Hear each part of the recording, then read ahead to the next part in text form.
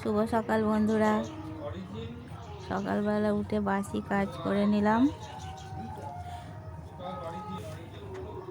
আপনারা সব ঠান্ডায় কেমন আছেন কমেন্টে একটু জানাবেন।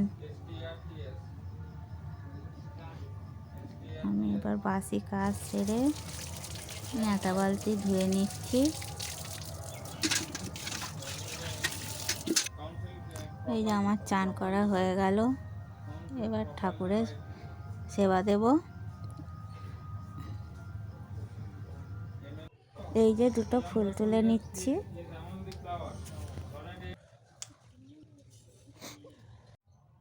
ঠাকুরকে সেবা দিলাম,